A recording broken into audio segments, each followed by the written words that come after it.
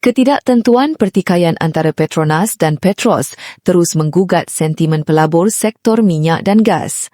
Menurut analisis UOB Kay Hian, isu ini masih membayangi pasaran meskipun prospek aktiviti huluan kekal rancak dengan pelbagai projek baharu.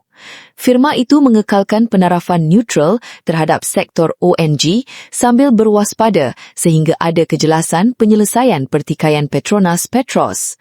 Namun, UOB Kay Hian melihat terdapat beberapa saham yang dianggap permata tersembunyi berpotensi mencatat prestasi baik. Ujar UOB Kay Hian, Petronas dilihat kekal komited untuk mempercepatkan pelaksanaan projek-projek baharu bagi dapat mengekalkan sasaran pengeluaran domestik sebanyak 2 juta tong setara minyak sehari.